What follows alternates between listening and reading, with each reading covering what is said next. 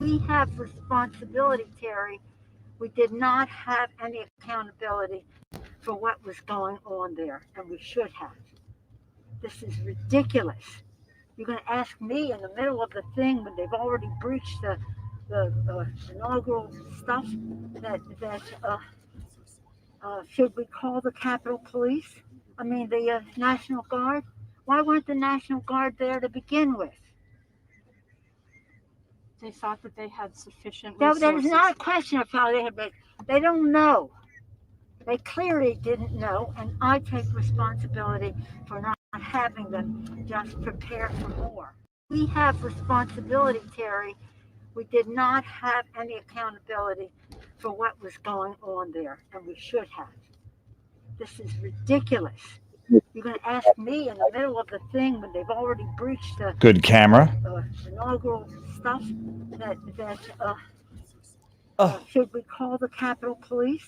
I mean the National Guard. We're going to come back to this in a National bit. Guard there to begin with. Why weren't the National Guard there to begin with? Whose authority is it to deploy the National Guard? Who apparently, allegedly, according to testimony, offered? Doesn't matter. Let's play this out one more time.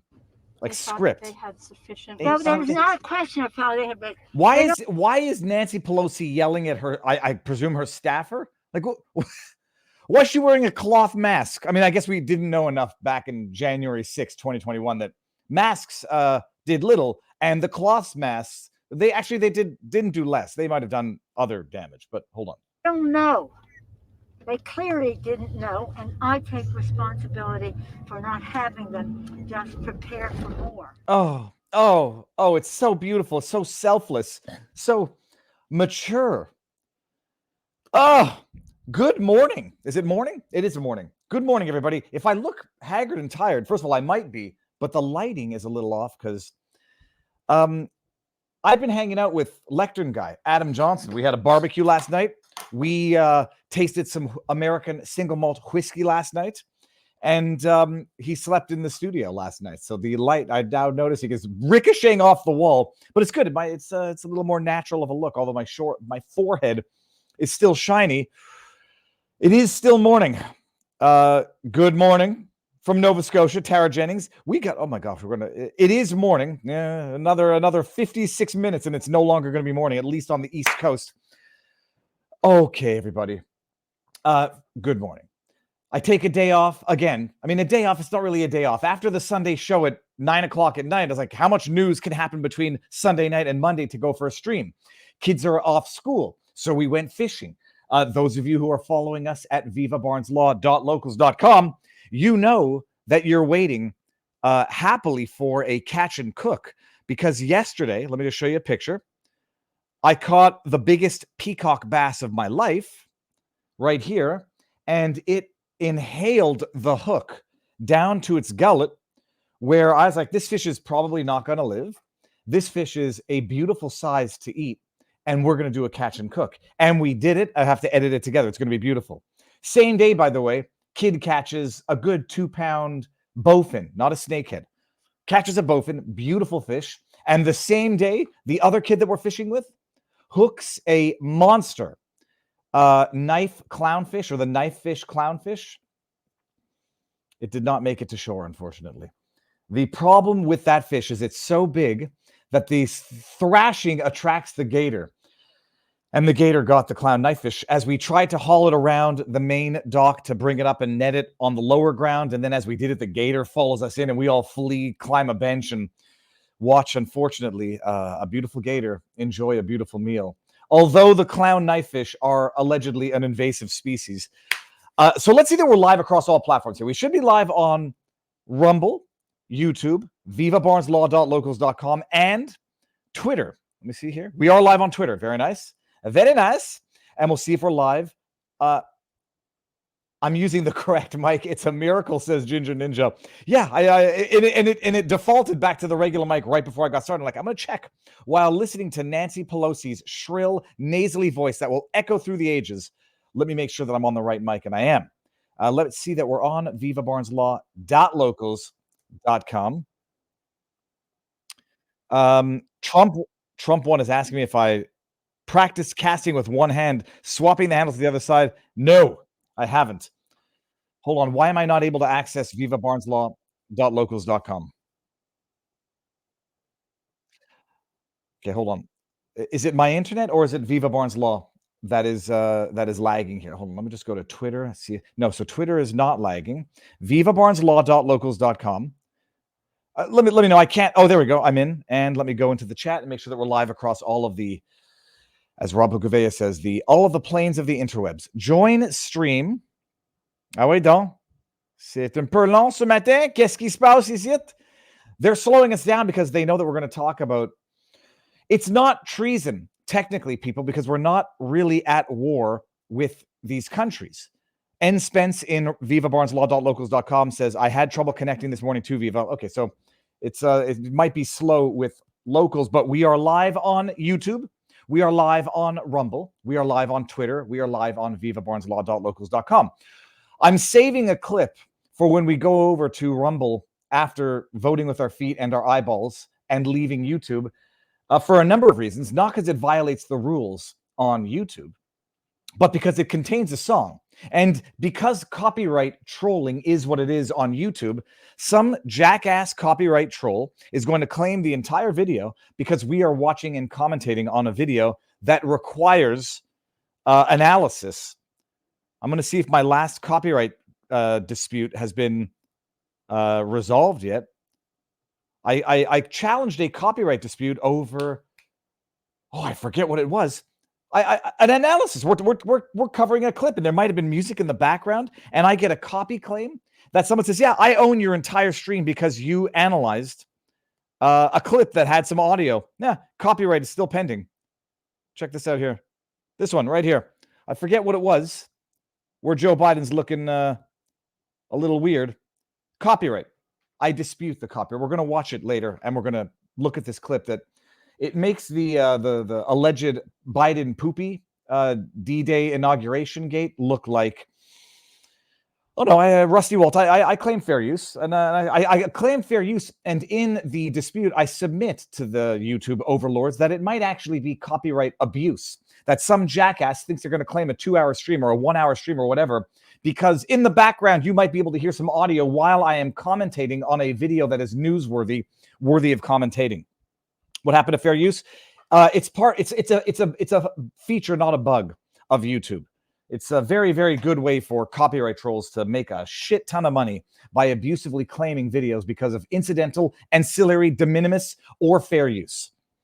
We'll get there. All right, people. So before we get into the topics of the day, there's going to be China and India taking over of Canadian politics. People had been messaging me again. This is sort of like the convoy sequence of events. Viva, you're not paying attention to the latest report from Canadian intelligence that says, China and India have basically infiltrated and compromised Canadian politics and Canadian politicians. First of all, it's not news to me, although the news released in this is damning like a mofo, and we're waiting for names to be released, although they're all being redacted for national security, because apparently it's national security interest to redact the names of compromised politicians as opposed to exposing them. We'll get there. But there's that. And then there's the new video of Nancy Pelosi that, I didn't know we needed more responsibility. Who knew what was going to happen? It's not like we had that internal memo that Yogananda Pittman had since December 2020 talking about what was going to happen. It's not like we had FBI informants infiltrating the crowd. It's not like we knew anything. Oh, I'm so innocent and hands caught behind my pants. Okay, we'll get to that as well. Life can only be lived forwards, but must be, I'm an idiot. Life can only be understood backwards, but must be lived forwards. Oh, but first, before we get into it, because when we're talking about corrupt governments screwing with our lives, our livelihoods, and our way of life, we're heading into an election. Will there be another event? What was the one that they were planning for back in December 2019? Event 201, whatever. Will there be another one? Who knows? But past this prologue. On April 23rd, media outlets began to flood headlines with the latest avian flu development. The FDA said, quote, it had detected viral particles of H5N1 avian influenza in milk purchased at grocery stores, end quote. While the FDA cautioned that they believe the milk is still safe to drink, others are sounding the alarm, according to news reports, quoting Dr. Eric Poole, founder of the Scripps Research Translational Institute. Translational Institute, said the finding of viral particles of milk grocery stores means that an outbreak might be more widespread than we know. It's amazing. There's going to be a 2024 outbreak, mail-in ballots and whomever. They can't play the exact same game twice, but they might try. The dissemination to cows is far greater than we've been led to believe, Topol said in an email Tuesday. Quote, the FDA assurance that the dairy supply is safe is nice, but it's not based on extensive assessment yet, which they acknowledge and won't engender trust and confidence because it comes in the wake of the USDA mishandling. Comes in the wake of no longer trust. I'm listening to Alex Jones's Great Awakening and the stats of people who no longer trust government, media, journalists, scientists, doctors at an all-time high. The chief medical board of the wellness company has been closely watching the avian flu H5N1 outbreak in the United States over the last few weeks. And while it is far from certain that this most recent strain of the bird flu will result in a pandemic, we know the medical tyrants are never going to be done with us. They will never be done with us. And with scientists still saying that the bird flu could be 100 times deadlier than COVID, and knowing it's an election year, Americans understand now more than ever that we need to be prepared. Do you have what your family needs in the event that they say you can't go into grocery stores or pharmacies, or you can't get what you need because of supply chains, because countries like India and China control not the vast majority, but it might be close to, but a national security level threat of medicines manufacturing? Well, get your contagion kit, people. The only one of its kind prescription contagion emergency kit from the wellness company provides you with carefully selected assortment of effective medications for bird flu, COVID-19, and other respiratory illnesses. Ivermectin, hydroxychloroquine, Z-Plaque, Tamiflu, budesonide, I'm going to pronounce that one wrong. Budesonide, that's what it is. Along with a nebulizer so you can rest easy knowing that you have what you need, emergency meds on hand in the event that we get shut down. Yet again, it's backed by Dr. Peter McCullough, the wellness company's contagion kit is a must-have. It's not available in the United States. It's not available in Canada. Only available in the United States. If you go to twc.health/Viva, you'll save $30 and you'll get free shipping. The link is in the description. Thank you very much. The wellness company must-have. So, getting started. Topic number one. Which one do we start with? I guess we're going to start with Nancy Pelosi. Alrighty. A clip. I mean, there's so many questions I have, and I point the finger a lot at Democrats, at least, the Democrats or Democrats in disguise. Not Nancy Pelosi, Liz Cheney, the other guy, Adam Kinzinger. We are living through times where, literally up is down, left is right, and pride, which used to be a sin, is now a virtue. Hold on, this is off topic, but Vinny Oshana posted this, and it's quite amazing. I get now, I'm thick sometimes and dense when Jordan Peterson put out one of his many tweets that got him in trouble with the Order of Psychologists in Canada. He said it used to be that pride used to be a sin, and now we have people celebrating sin, and you have some medical doctor, that medical monster, what do you call them, a criminal medical doctor who cut off the breasts of Ellen Page. And then he gets in trouble for that. I understand it now. This is a church, and I understand I'm not a religious person and certainly not a religious Christian or Catholic. I remember the 7 deadly sins from that movie 7. Anyway, Vinny puts up this post. It's wild. Is there audio on this? Hollywood and Highland. Yeah, there is audio. So I'm in Hollywood, on Hollywood and Highland, and this is the Hollywood United Methodist Church, and they have a LGBTQAI plus LMNOPQZYX flag in front of the church. What are your guys' thoughts about that? Well, I'd say it's not even. So I'm in Hollywood. It's not even in front of the church. It's on the church. And Vinny, it's the 2S LGBTQIA plus flag. I've learned that from watching Herr Trudeau. It used to be that pride used to be a sin. And I understand the distinction. Gad Sad talked about it with Rogan. In English, we don't have a distinction between good sin and bad sin. In French, we do. Fierté is good pride. Orgueil is bad pride, sinful pride. We don't have that distinction. But you have the pride flag. It's called the pride flag, the 2S LGBTQIA plus flag. We don't know what the plus incorporates. I think the A is it the A asexual? 2. That's the two-spirit. 2S is the native trans up in Canada. 2S, LGBT, we got that. Q, we got that.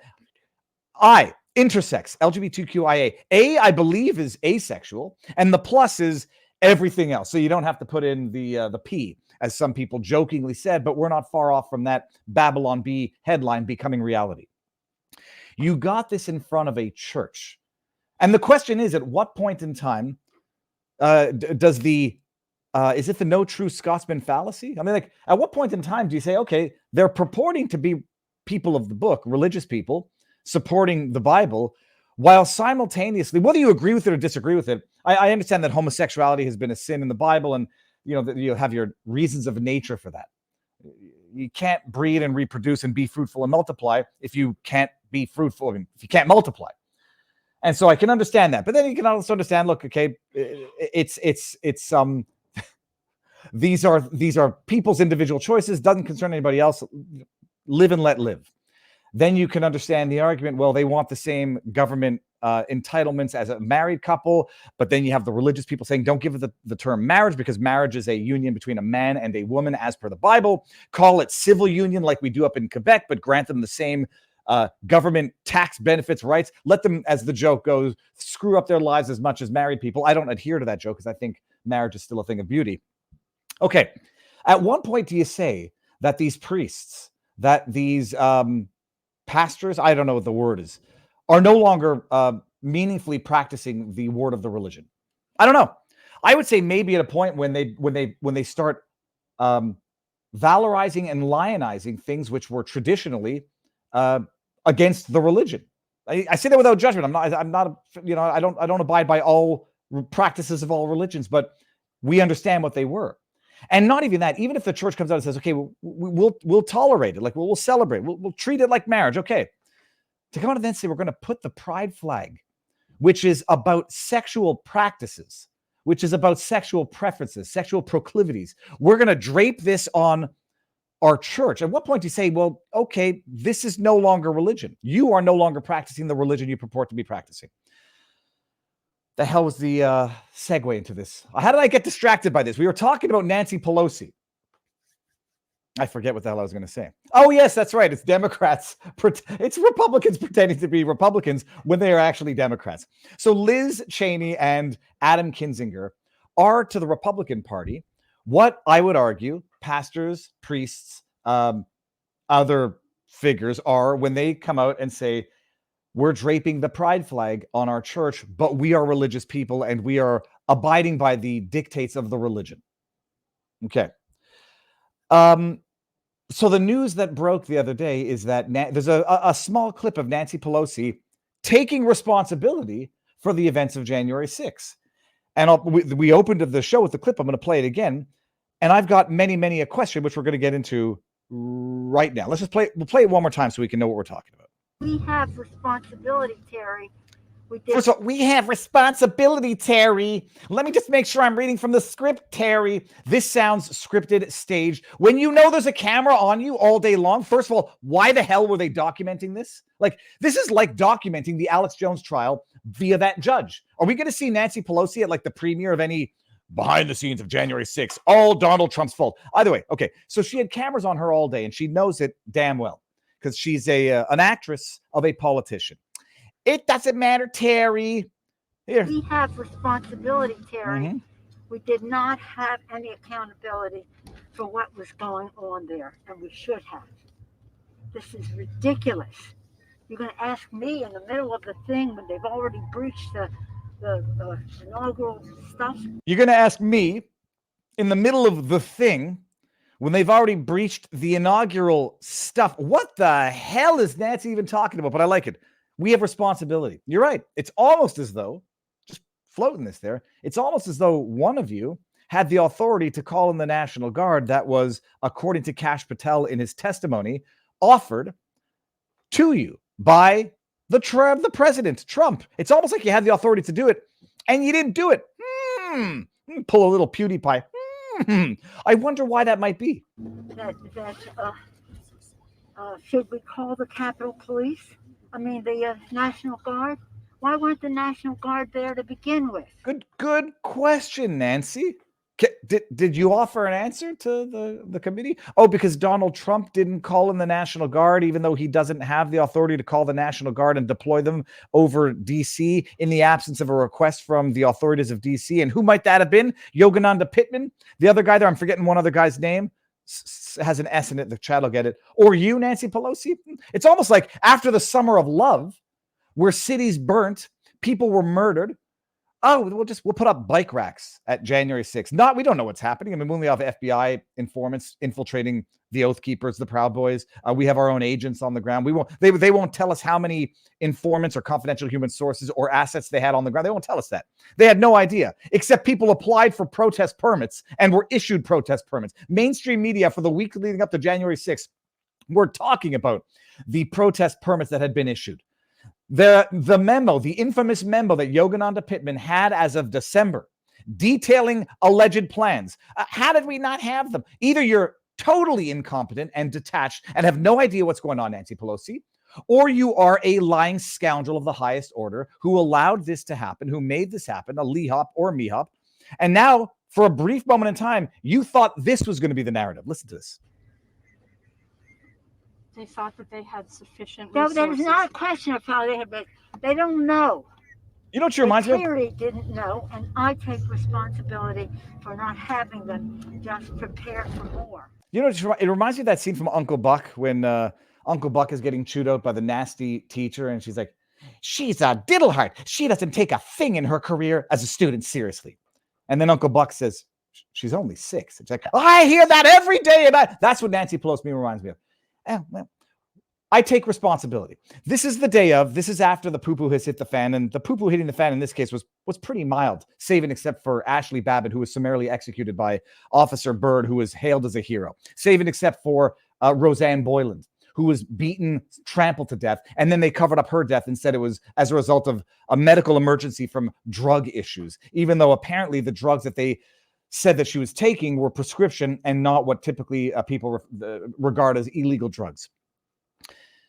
They're in the car, and at that point in time, you got like these scheming Democrats saying, what is going to be the narrative? Well, we're politicians, and we had this breach under our watch. So the responsible thing for me to do as a leader, says Nancy Pelosi in that moment, is take responsibility for it. How did we not know? Good question. Why wasn't the National Guard deployed? Good question. Why weren't Capitol Police fully staffed? Good question. Why didn't we have more than bike racks when we had seen what happened barely 6 to 8 months earlier? Good question. And she thought for that very moment, the narrative of a responsible politician was going to be Nancy Pelosi taking responsibility for not having prepped enough. And then they said, holy shit, no, forget that. New narrative, people, scrub it. Insurrection. Donald Trump ordered them to go. They came to kill us. That's the narrative. And then that clip gets buried. My question to that clip, hold on a second. Was it in this one? My question in that clip, did the Kangaroo Court Committee hear that clip? I mean, why wasn't that in their Hollywood director prepared montage? Was that? I mean, was that clip included? Because I didn't see it. So I tweeted out. It's oversight. It was the oversight committee that tweeted it. Okay, that's fine. What's their role in this? The oversight committee, the oversight subcommittee, committee on the House Administration Subcommittee Oversight, GOP, Loudermilk. Barry Loudermilk has been the only one who's been meaningfully vocal about this, as far as I know. Since Jan 6, Nancy Pelosi spent 3+ years and nearly $20 million creating a narrative to blame Donald Trump. New footage shows new footage. Well, who is it new to, actually? It's new to us. If like Charles Manson out of that episode of The Family Guy. If I haven't seen it, it's new to me. It's new to us. Is it new to the committee? Is it new to Adam Kinzinger? Is it new to Liz Cheney? And why was it not included, disclosed to the public in the 3 years of that Kangaroo Court sham of a committee? Did Liz Cheney see that video at any point in time? Did Adam Kinzinger? Why aren't they being brought up before a Senate hearing, a congressional oversight hearing, whatever the hell those things are? I mean, even if it's for show, bring them up. Jim Jordan, you can give him a good grilling. I got my questions. Did you ever see that video? And it's a damned if you do, damned if you didn't. Yeah, we saw it. Well, why the hell didn't you tell us? No, we didn't see it. Why the hell didn't you see it? What was this committee? Was it a kangaroo court committee or was it a looking for truth and justice committee? They all knew. There's not a question about it. They all knew. And they crafted and drafted that narrative with actual malice to frame a president, to interfere with an election, to enable mass surveillance of ideological adversaries in order to criminalize, demonize, and not institutionalize. What's the word when you lock people up? Penitentiarize. You know what I mean? Like to lock people up, their ideological adversaries, to create an environment where people are now quite literally fearful to protest, to exercise their God-given constitutional right to protest, freedom of assembly. Because who the hell knows? Retroactively, it gets transformed into bullshit insurrection and they get locked up for a long, long time. I had Adam Johnson was over. I mean, he's over. He slept over. We're talking. It's like, you know, there are some faces who become more prominent figureheads, symbols of this January 6th insurrection. And then there's others who people don't know about. And the injustices that have been perpetrated against hundreds of people, resulting in, what was it? Was it Joe Biden who was so happy about it? Like 894 man years behind bars. It's absolutely outrageous. And it's like, it's not about what people know. It's about when people learn it. Now, none of this surprises me. I mean, first of all, that's like the tip of the iceberg of the incriminating evidence that they did not disclose to us. Did they delete any of that evidence? Liz Cheney, Adam Kinzinger. I got that question for you. When they deleted what they no longer needed in that committee, did they delete any exculpatory evidence that they withheld from the general public while they were editing their Stanley Kubrick-esque edited montage that they ran committee hearing after committee hearing? We all know what they did. And let me rephrase that. Those who have been paying attention know what they did. And now this drip of information, when the public is fatigued with this, is how they get it out so that in a decade's time, they could say, well, we reported that. I mean, yeah, sure, we reported it 3 years after concealment of it, but we reported it and people just weren't interested because they were fatigued. They were irritated. They were brainwashed to the point where they can see that and say, nope, January 6th was still an insurrection.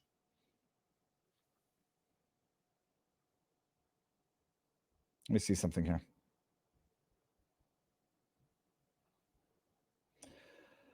Oh, Lordy. So that's the latest to come into the January 6th committee. What do I have a tweet from? Oh, yeah, that's right. Well, I'm going to play this from Adam Johnson. Yeah. This is Lectern guy, the man who was maliciously prosecuted to the fullest extent of the law, and who is now closely following the trial of the Capitol police officer, the Department of Justice, the police officer who prosecuted him to the fullest extent of the law, who wanted him locked down on ankle bracelet, who's now on video stabbing someone in their car after a road incident on a Florida highway. Yeah, this is it. This man was locked in solitary for 70 plus days. This man has had his life turned upside down, was demonized as public enemy number one because he took a picture with a lectern. And by the way, I've got to auction off one of these because he gave me one, and I've got a second one to auction off and donate to a worthy cause of the Jan 6 plight. I need the locals community to tell me the best way to auction this, the most effective way. I don't want to use eBay. I might have to use eBay, but I got to auction that off, and I want to see how much we can get it gone for. So this man had his life ruined, turned upside down.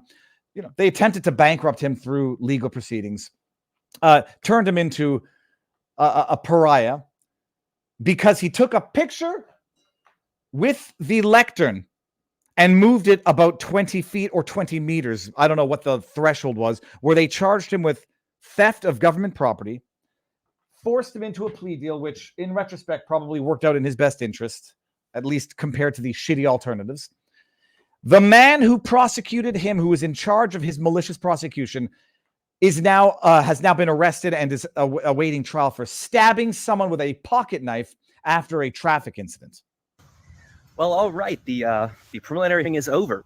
We are looking at a December trial, and defense is asking for a 4-day trial because they are worried they're going to have a hard time finding a jury that doesn't know who he is and have some type of bias because, get this, there's been a lot of publicity surrounding his case. Now, I'd like to think that I've done my part making sure that happens, and I don't think I'm going to stop, because every single J6er out here has had the news drag all of them through the mud.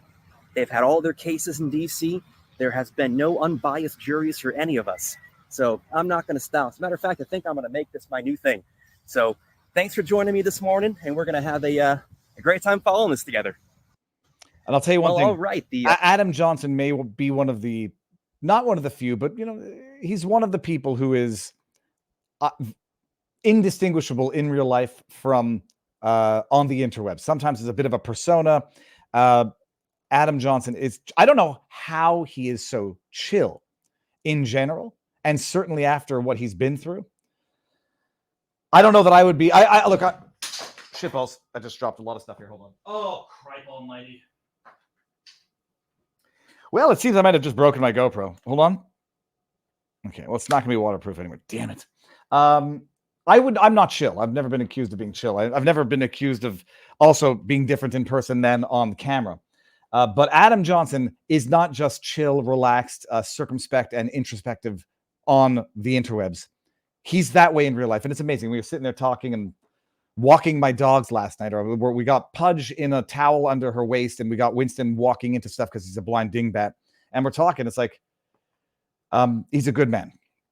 But the man who prosecuted him, who wanted him, he got him locked up for a fair bit of time, solitary confinement, ankle bracelet. He can't make a living for 5 years, I believe, as of his plea deal, for a non-violent gag where he wasn't actually even seriously contemplating stealing anything. The guy prosecuting him stabbed someone. Like apparently it made the news. I don't know what the guy's name is, and I don't care, but there was a guy who had a medical emergency in a car. Unclear as to what the nature of it was. This guy gets out of his car, either busts the window or pries open the window, and stabs a man with a pocket knife. Like, and the video's out there. It's effing wild. These are the psychopaths who were at the helm of the prosecutorial ship that put people like good Adam Johnson in solitary for months. And then you got your compromised, filthy rich Nancy Pelosi in a car. Wait, why didn't we have the National Guard? Good question, Iachbe. I got that same question. Can you sit down and answer that? Why it wasn't called? Because Trump didn't call it in. Nope, not his authority. And if he had called it in, you would have accused him of staging the military coup that you were predicting he was going to do. Invade and occupy DC had he called in the National Guard without it being requested by DC. It's amazing. Diabolical scoundrels is what they are. Damned if you do, damned if you don't, because they want to damn you. And if you become their political adversary, they will do everything they can to damn you. And they've got the media, they've got big tech, they've got the government there to lead that malicious prosecutorial ship to damn you to solitary. Lordy, lordy. Okay. Now, before we go to, we're going to go over to Rumble for a second. I wanted to put this on blast. I mean, this one got mildly good engagement. I feel bad. It's not parasitism because I'm not stealing it from Defiant L, and I put it on blast, and I guess I should be happy about that. Defiant L's, they had their own L with their attempt to define L Charlie Kirk, in my humble opinion. But forget that. This was beautiful. Mwah! Think of beauty. Let me go in here so we don't spoil the punchline. What month is that? It's either February 8th or August 2nd, 2018. There is a true, quote, enemy of the people, end quote. His address is 1600 Pennsylvania Avenue. This is Lawrence Tribe, Harvard professor, legal scholar extraordinaire, calling Trump enemy of the people. In quotes, there is a true, quote, enemy of the people, end quote. His address is 1600 Pennsylvania Avenue. For those of you non-Americans who don't know what address that is, or you haven't seen the movie with Wesley Snipes, that's the White House. Oh, what does he have to say later? Oh, so it's the January, February. So it was August 8th. So February 23rd, 2024, calling your political adversaries enemies of the people is a typical first step for tyrants who aim ultimately to silence or exterminate all who resist their rule. The Jewish law professor is dropping the E-bomb. Exterminate. Calling your political adversaries enemies of the people is a typical first step for tyrants who aim to ultimately silence or exterminate. Got to throw in that Holocaust ish rhetoric. All who resist their rule, we've got to nip this terrifying move in the bud. Interesting, Lawrence. Is that to say then, let me just see, did I close my, is that to say then that when you referred to Trump as enemy of the people, that was the typical first step to exterminating those who resist your democratic rule? Methinks it was. Congratulations, Lawrence Tribe. You are what you accuse others of being, the iron law of woke leftist projection. Oh, all right. Let me see what's going on here. Did we miss? We got some. Okay, we're gonna do a few things before we head on over to Rumble because I don't want to play the video here. The first thing we're gonna do, by the way, is as we prepare for the populist uprising, the global populist uprising, which is actually the biggest threat to the globalist agenda. I'm really starting to sound like Alex Jones, people. He's rubbed off on me. I listened to The Great Awakening. I had him on the channel, and now, gosh darn it, I realized that he was more right than wrong, save and except for that one thing that they issued a $1.5 billion judgment against him.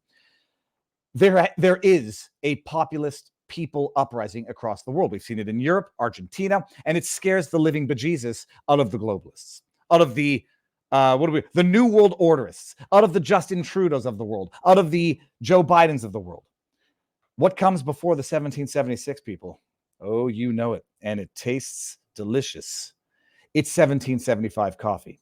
The second sponsor for today's show, something I love, something I use. I mean, I drink my coffee, and it's freaking delicious. Oh, and it's going to segue perfectly because we're going to talk about Sleepy Joe. Are you a Sleepy Joe with zero cognitive performance? Scared of walking upstairs without being worried you're going to fall down or up the stairs? Joe Biden, the only president known to have fallen upstairs. It's happened to me once. It's never happened to me. I'm joking.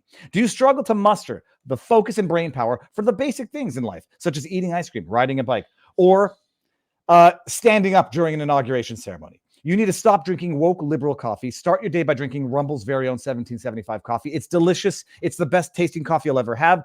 It's not just that it's good. It is the coffee, the company that's creating a parallel economy that we all know we need. Don't give your money to the people who hate you in as much as humanly possible. It's not just good, parallel economy. It's grown, ethically sourced from a family farm in the high altitude mountain farms of Bolivia.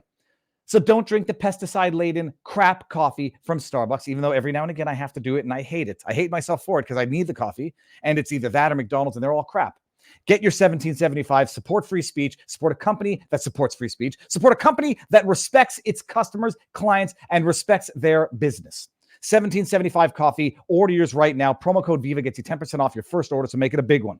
Medium, dark, pea berry, pick one. You won't regret it. For a moment, level up your morning routine with a bag of 1775 coffee. Sleep well at night, knowing your hard-earned dollars are going towards a company that supports free speech, freedom-loving creators like me, not the woke mob. And by the way, the link is in the description. Stay tuned because there's going to be a massive whopper of an interview coming tomorrow. I might be driving 3.7 hours to get there and 3.7 hours to get back. I'm doing it. So stay tuned. I have to get the confirmation that I can announce it. And when I do, I will. Let me see something here. Hold on 1 second. Let me see. Oh, can I make the public announcement of the interview ? Stay tuned. People, let me do the super chats, the Rumble rants, the tips in our locals, and then we're going to go over to Rumble. Crash Prone says, in a presidential debate between Biden and Winston, who would be your favorite? And would the loser just be the first one to shit themselves? Well, if it's the first one to shit themselves, we might have to throw Pudgeon because that would be the coin flip. Winston is pretty good. He holds it in. Although every now and again he leaves a little beautiful treasure in the house. That was from Crash Prone. Thank you very much. The J Spec says, hello from the UK. Been watching for a long time. First time I've been able to catch you live. Did you see how quickly Pelosi got on TV to try to spin the leak? She really is TDS patient zero. No, they get caught in a lie. She probably forgot she even said that. It's like this is what happens when you are constantly acting, when you are constantly inauthentic. You need to worry about things that you said. I don't need to worry about anything that someone might have caught on camera, except maybe for me being impatient. I'm a little bit, every now and again, more impatient than I want to be, or more, what's the word? Not impatient, but rather not jittery, not high anxiety. Well, high anxiety, but there's a word for it. I forget what it is now. Cripe, it'll get to me. But I don't have to worry about lying. I don't have to worry about a defiant L finding a tweet that I made a while back and then juxtaposing it with the diametrically opposite philosophical, political, ideological statement. It won't happen unless there's been an evolution. I don't even think I was tweeting out when I was a staunch supporter of the death penalty, but I used to be a staunch supporter of the death penalty.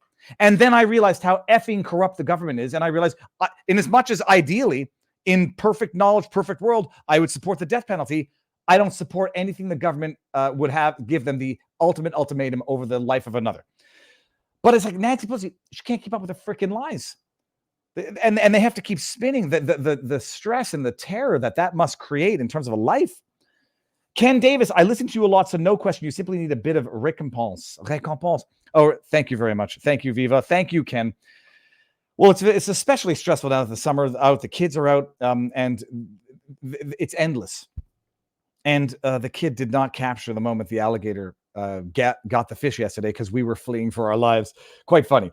Okay, now, hold on. We're going to go to Rumble and see what we have over there. Yes, look at this. Ginger Ninja in the house.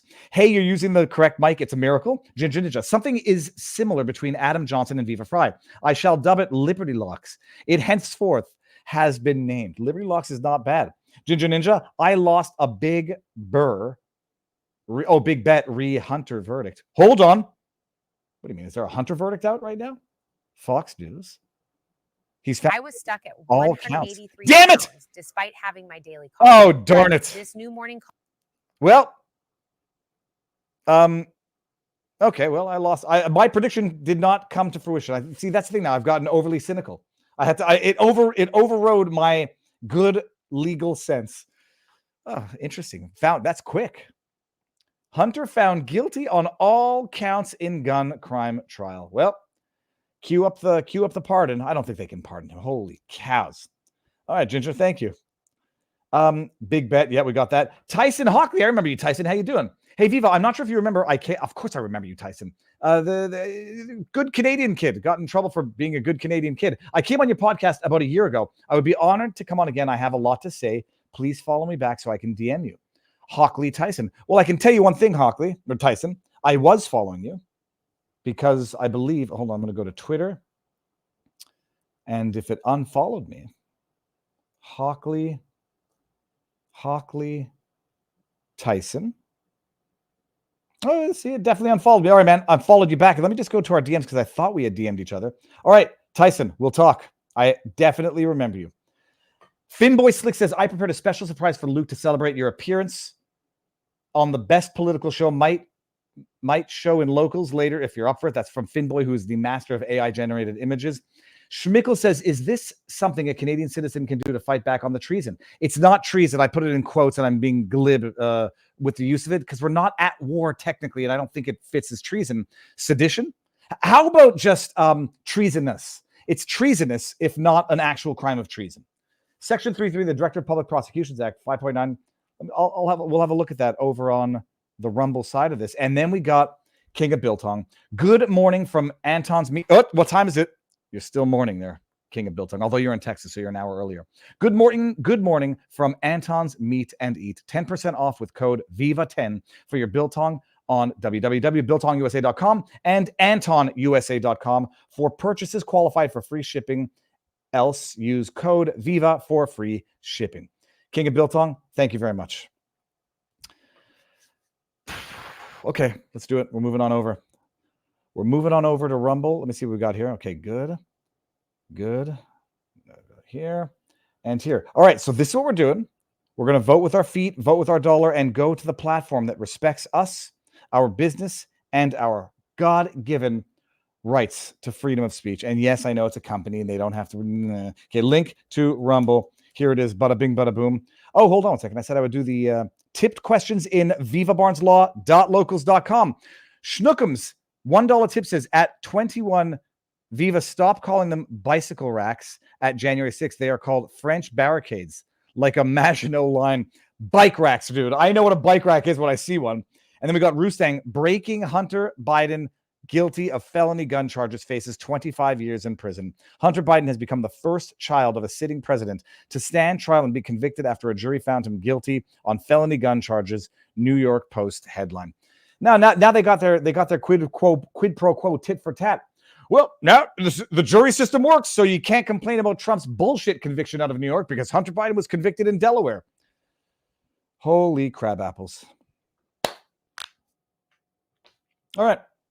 We are ending on YouTube. Come on over to Rumble or come on over directly to vivabarneslaw.locals.com. We're going to have an after show, and it's going to be fantastic. All right. Ending on YouTube. I will put the entire stream on Viva Clips afterwards. I think people are getting wind to that. I should probably make a better announcement or a better system. Post the entire stream to Viva Clips, and I'll post some shorter vlogs on Viva Fry and on Rumble, Viva Fry, Twitter, the Viva Fry. Put the entire stream up there afterwards as well, replays, and vivabarneslaw.locals.com. We have an amazing after party after the Rumble party. So ending on YouTube, done, and ending on Twitter, done. Bada bing, bada boom. Locals, I think we're alone now with Rumble. Oh, yeah. Let's see what the chat has to say in here. Let's get to some Chinese infiltration in Canadian politics. Viva Fry, local candidate for office and huge fan, Kata Futaba. We used to chat on Twitter before I left. Cat Jewel Forsyth, GA Board of Commissions. Thank you, and Barnes. Well, let me. Why'd you leave Twitter? Twitter's a good place. Hold on. Cripe. You know what? I could probably actually hold on a second. I can do like this for the regular chat, so we can interact there a little bit. That was Cat Futaba. We got Hunter went gangster. Yeah. Now Joe Biden's going to say, oh well, I can get the gangster vote too because he was convicted on gun charges. Now 50 Cent and P Diddy and I don't know who else was convicted. Who's the other guy there? Standing trial in Georgia right now. Little Gangsta. What's his name? Little Thug. I don't know what his name is. We got Reamed Norwood Mont ... Hail Viva Fry. Thank you. Twatter sentenced to community service. Well, it's interesting. Oh, stretch my legs. Let's see what happens. I do not mind being off in my prediction because my prediction was based on cynicism and trying to go for the exceedingly unlikely outcome. If I had been right, I would have touted myself as being the smartest person in the room by going with the 95-5 or the 20-1 long shot. As it is, I'll just have to, I made a very unlikely prediction. It didn't come to fruition. But Hunter Biden has now been convicted on felony gun charges. The bread and butter. Although now I'm trying to think of what way other than pardon could he get out of this? Court of Appeals declares it unconstitutional? The law? Who knows? Okay. All right. Well, now speaking of Chinese infiltration. Hold on. Actually, before we even get there, I want to pull this one up. Because he looks like the dirtiest human on earth. I know sometimes I look physically tired and people could say that I look, tired and ragged. But Eric Swalwell in this video that he himself put up on the interwebs looks dirty, but worse, dirty, not just dirty physically. It looks like he smells bad. Dirty spiritually. It looks like something you would expect to see right before someone takes their shirt off and asks for money to grind on the interwebs. So Eric Swalwell puts this video out. Look at him. He looks haggard. He looks hungover. He looks like he's got black bags under his eyes, but maybe that's a physical medical condition. It's not fun to notice or pick on. There's some other things which I would notice and pick on, which I'm not going to because it would just be mean. He posts this video. And before we even watch it, I feel dirty. I feel sullied. Like he's cast his waft of nastiness over my existential being. Listen to this. If you say this, thank God we're here in Sunset Park to worship and bring back the greatest president we've ever known in our generation. And you say this, it would be suicide before Biden, right? You might be in a goddamn cult. If you say the man, first of all, I don't know if goddamn counts as using the Lord's name in vain. Who thinks that this is a good look? Did he watch this video before he put it up? Let me get a little if you think, ooh. Okay. I got an answer to my text. If you think that this If you say this, Thank God we're here in Sunset Park to worship and bring back the greatest president we've ever known in our generation. I appreciate the worship. Okay, fine, the idolatry, but it might have been a misuse of a word. It might have meant to worship, comma, and to bring back. Actually, let me listen to that one more time. President we've ever and bring back the greatest to worship and bring back Sunset Park to worship and You know what? Fuck you, Swalwell. Now I understand what just happened right there. He didn't say to worship the president. We're here in the park to worship and bring back the greatest president. You add a comma in there, you separate the ideas of worship and bring back the president. Maybe I'm being too forgiving because I'm politically biased. That's what I think is actually being said right here. in Sunset Park to worship and bring back the greatest president we've ever known in our generation. Who's with me on this? We are here to worship and bring back the greatest president, not to worship the greatest president. That's how I actually hear it. And then the second, look at the get back into the dirt, people. and you say this, It would be suicide before Biden, right? It would be suicide before Biden. Can we have a context there, Swalwell, you disgusting Chinese spy banging pervert? you might be in a goddamn cult. If you say Okay, this, so the segue there, people, in case you were looking to piece it together, not to rail against Eric Swalwell, who's I wonder if he would be equally foul and disgusting in real life. You know, there's some people who say, would they be equally as nice and happy and pleasant and beautiful in real life? And sometimes when they say don't meet your heroes, you know, you meet your favorite sports player and they're not the cool person in real life that you thought they were, saw that they were on the internet. Swalwell comes off as a grubby, smarmy, disgusting, lying scoundrel of a bastard. My question is, and my only reluctance sometimes when I go to bed, I'm like, was I too mean on him? Maybe he's a good person in real life. So maybe in real life, if I met him, I'd say, oh, you're not the piece of shit that you come off as on the internet. You're actually a decent guy, loves his family, loves his dogs. But you come off as a total a-hole on the internet. I do not think Swalwell could be any less of a disgusting human in real life than he comes off as on the internet, because, I mean, he would have to be the master at hiding his goodness. He puts out that tweet. This is a man who engaged in carnal relations, by all accounts, with a Chinese spy. Now accusing Trump supporters of being in a cult. Iron law of woke projection. In as much as Lawrence Tribe is telling you, when you use the word enemy of the people, you're one step towards promoting extermination of those people. At least in his mind, I don't think so. When you call people the enemy of the people, you're talking about political defeat because they are the enemy of the people. But that's just the way my brain works. When Lawrence Tribe says that, and then he says, yep, and now I'm using the term, he's telling you what he thinks. When the Chinese spy banger accuses you of being in a cult, chances are it's because he's in a cult or he's compromised and he has no choice but to put out those disgusting, sordid, Grindr-esque looking videos on Twitter accusing other people of being in a cult. How might he be compromised by China? Well, when you have relations, and whatever those relations were with a Chinese spy, the chances are they have more on Eric Swalwell in terms of what he might have been doing with Fang Fang, in terms of the Bang Bang and other stuff, that they own you. And this is what we are discovering is the case, or might be the case, out of Canada.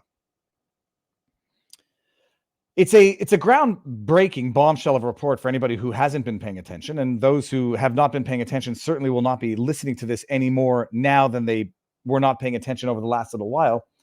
Let me bring up the report here. CSIS, is this it?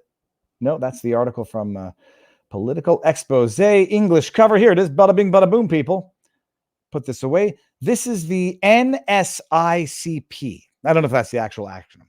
This is a report coming from National Security and Intelligence Committee of Parliamentarians. Special report on foreign interference in Canada's democratic process and institutions. Do I believe this is exclusively a Liberal NDP problem? No, but predominantly, yeah, I think so. I don't even care if I stand to be corrected on that because I don't trust the Conservatives any more than I can throw them. But I certainly know that there has been, and is evidence of Chinese infiltration into the Liberal Party of Canada, and arguably, but into the NDP, the New Democrat Party, and maybe some Indian interference there. We're not going to go through this whole thing. The bottom line is this report and is summarizing a longer report, which has information that has to be redacted for national security purposes, and is concluding that there is active foreign interference in Canadian government, and that some of our politicians are unwitting and I'm quoting, witting participants in this foreign interference, foreign, what's it called when you penetrate? The penetrate the cabinets. Foreign infiltration. Sorry, foreign infiltration. Listen to this. Note, the report is composed of an introduction, 4 chapters of conclusion, the committee's findings and recommendations, and 4 annexes. The 4 chapters are almost exclusively based upon classified documentation, mostly summary assessments intended for senior officials or ministers and classified briefings, but also specific reporting from various security and intelligence organizations. This is especially true of Chapter 2 and parts of Chapter 3, where the committee summarizes trends or specific instances and issues of foreign interference. Readers should note that the committee has fully or partly redacted references to much of this source material to avoid injury to Canada's national security, national defense, or international relations. Why do I think it's more to protect the corrupt politicians? What? You're redacting the names of these people or certain information to protect national security, which by definition of what you're saying right now has already been compromised to the extent we have foreign governments interfering with infiltrating our government.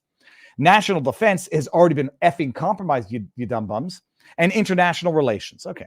Moreover, readers should consider that examples given in the text may refer to any order of government unless otherwise, yada, yada, yada. Okay, fine. Let's go down here. Let's just see what's going on here. These are the recipients of this memo. We're probably going to want to go to the summary conclusion, but let's just, what was the finding here?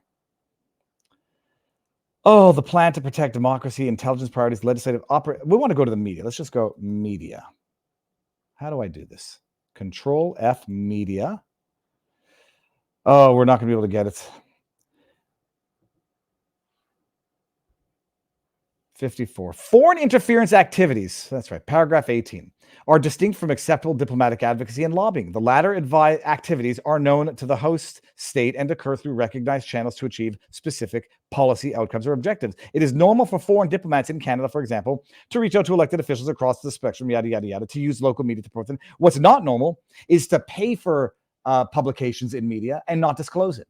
What's not normal is to arguably have blackmail material on Canadian politicians. What's not normal is to have Canadian politicians actively working with foreign international or foreign countries as relates to the election of certain members of government. Whether employed in Canada or in another country, these activities are overt, declared, yada, yada. Fine, let's go to the next one. Come on now. Go away, don't. Let me see this. The committee heard repeatedly from officials that identifying the line between foreign influence and foreign interference is not a straightforward exercise. Of course not. It's very hard. Sophisticated foreign actors use a mix of both overt and covert activities. For this reason, significant amounts of foreign intelligence fall into a legal and normative gray zone. For example, it is not illegal for a state to coordinate with a private or non-state entity to pressure policymakers. This activity becomes interference when the foreign state seeks to hide its involvement, directing, or funding. Similarly, it is not illegal to pay Canadian media to produce coverage that portrays a foreign state in a positive light or to amplify the official policy of a foreign state. When that state conceals its involvement, however, this activity is no longer within the bounds of acceptable diplomacy and lobbying. It is foreign interference. Do you remember when Chrystia Freeland came out and accused the truckers of accepting foreign funds, foreign interference in the trucker convoy, when 90+% of the original funds raised through the GoFundMe were from Canadians. And it was only after that was shut down unlawfully through, I would argue, corrupt political interference. It was only after that GoFundMe was shut down where they tried to steal that $10 million. And then they only begrudgingly returned it to all of the donors, that they went to the Give, Send, Go. And only then did it turn out that 50% of the funds raised were from foreign countries, primarily the US, because maybe the US doesn't like seeing people get effed like the truckers got effed in Canada. They accused the truckers of raising money, receiving money from Russia, from foreign entities, when that very government is probably the same government doing it. It's not, I mean, this is the third time we're like having a full holy trinity of the iron law of woke projection. Chrystia Freeland and those disgusting so-called liberal, fascist tyrant dictators accuse others of doing what they are doing.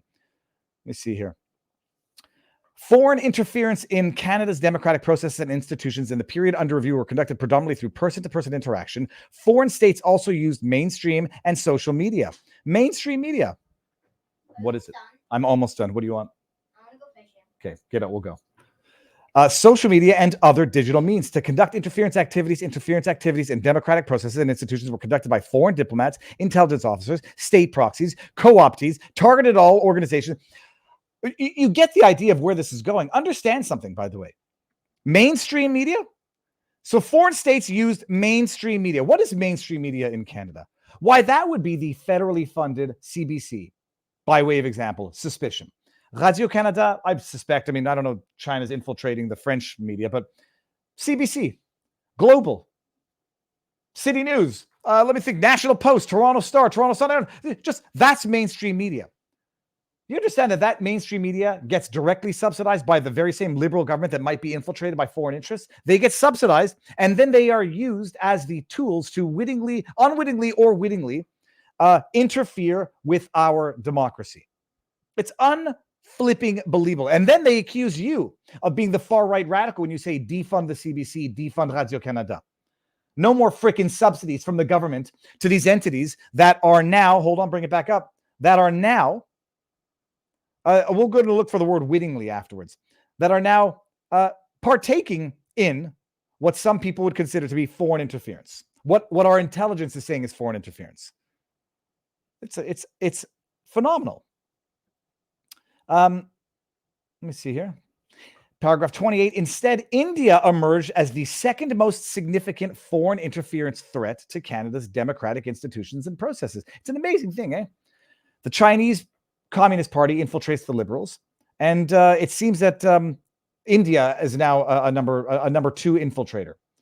I'm just thinking of certain leaders of certain parties, and then whether or not these dots get connected, and I'll get accused of being a racist for connecting these dots. It's a very interesting thing how all of these problems seem to be amplified and exacerbated under the current coalition of the devil between Jagmeet Singh's NDP and Justin Trudeau's Liberal Party. It's an amazing thing. I'm sure it's a coincidence.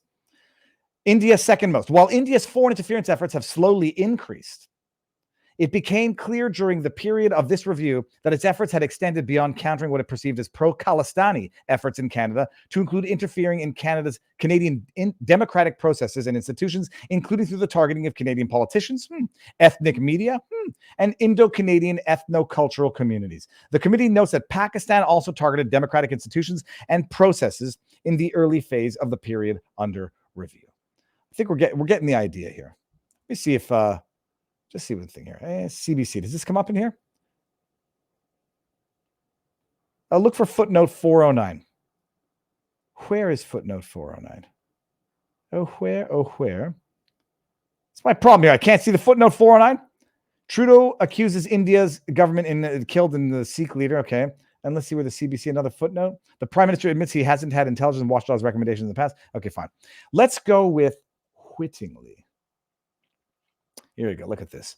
For example, a common tactic used to examine foreign is proxies. A proxy is a Canadian or a person residing in Canada with a formalized relationship with the foreign state who wittingly and knowingly conducts activities on behalf of the foreign state's interests. This tactic distances the threat activity from the foreign actor, giving the latter plausible deniability for their actions. A similar tactic uses co-optees. CSIS, Canadian Security Intelligence Services, considers a co-optee as an individual who does not have a formal relationship with the foreign state, but is, to varying degrees of awareness, used by the state to further their interests. Let's go down here. Disinformation. During the period under review, the intelligence community observed states manipulating traditional media to disseminate propaganda in what otherwise appeared to be independent news publications. 58. Sorry, that is China's foreign interference. Okay. Foreign states also spread disinformation to promote their agendas and consequently challenge Canadian interests, which posed the greatest cyber threat activity to voters during the time under review. These tactics attempt to influence public discourse and policymaker choices, compromise the reputations of politicians, delegitimize democracy, and exacerbate existing frictions in society. Wow. It's almost like this is exactly what the Liberal government has been doing since their ascending to the reign of terror in 2015. Can you imagine, like, if it might come to be that some of Canada's foreign policy vis-a-vis Ukraine has been dictated by any of this, influenced by any of this? I mean, maybe Chrystia Freeland is not an unwitting collaborator. She's a witting one. She wears the freaking Ukrainian flag more proudly than she wears her Canadian flag. Disinformation refers to false or misleading information that is spread deliberately as opposed to misinformation, which is spread unwittingly. Let's go down here and see what else we got. Paragraph 55. Some elected officials, however, began wittingly assisting foreign state actors soon after their election. And then they redact the names. 3 sentences were deleted to remove injurious or privileged information.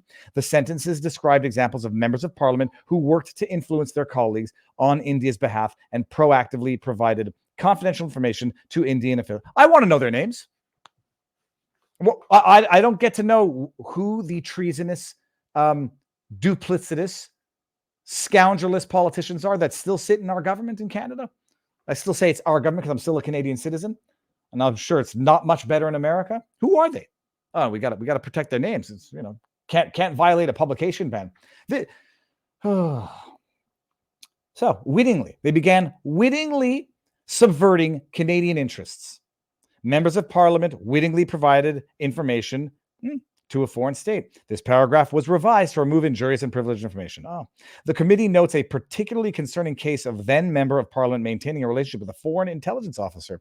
According to CSIS, the member of Parliament sought to arrange a meeting in a foreign state with a senior intelligence official and also proactively provided the intelligence officer with information provided in Who was it? The names should be named. Not that we have the right to know. We need to know in the name of national security, because one thing is quite clear. The existing government is the problem. They are not to be protected. You don't protect the problem. You expose the problem by name, by title, by details. I mean, this is like, there's no whistleblowers that are prepared to release the names, release the unredacted report. I mean, people would go to jail for it, so I presume nobody wants to do it. What do we got here? For example, the People's Republic of China had established an informal foreign interference network in, I don't know what that is, understood in the context to describe complex, overlapping, and extensive personal and professional connections. The blank network worked in loose coordination with the guidance from the consulate to covertly support or oppose candidates in 2019 federal election. The blank networks had some contacts with 11 candidates, 13 campaign staffers, some of who appeared to be wittingly working for the People's Republic of China. 151. Contrary to the media article, did not count 11 candidates in membership, but it had a contact of 11 candidates. Global News, Canadian intelligence warned PM Trudeau that China covertly funded 2019 election sources. Sounds like it's the Liberals. Yada, yada, yada. Okay. It's an amazing, it's mind-blowing. And then you go back and you piece other things together, which might make more sense. I'm going to give everybody this. I'm going to keep this open in the backdrop. You go back and you relive history. Link. This is the report. I'm going to do a shorter breakdown of this, a summary vlog of it. You start connecting dots. Now, I can't pretend that this was my original thought. Sam Cooper or Brad Cooper. Hold on a second. Let me see. Yeah, this right over here. Okay. This is the Bureau from Sam Cooper. This is his Substack. The Bureau.news, Sam Cooper, Canadian journalist. CSIS and Toronto police believe Canadian politicians exposed to People's Republic of China blackmail in underground casino sources. This is from May 11th. What day is it today? A month ago. YRP allegedly captured digital evidence from casino network tied to, quote, Team Trudeau, end quote, fundraising and election interference investigations. I don't get the entire thing because it's behind a paywall. Listen to what Sam Cooper reported. And I cannot vouch for it except for the fact that it makes sense. You piece these things together, and if there's a thesis and a theory that I believe, it's what Sam Cooper is reporting here. During the pandemic, Canadians were awed by images of heavily armed tactical officers raiding 5 de Courcy Court, a $10 million 53-room villa in Markham, Ontario, stacked with deadly weapons. I thought these were illegal under Trudeau's Canada. And over $1 million in cash. The proceeds of an opulent palace offering spa gambling pleasures to wealthy clients, according to York Regional Police. They offered a little more than that. The money moving through these underground casino leads to huge profits for criminals that fund other ventures such as prostitution and drug trafficking. This is York Regional Police stated in September 2020.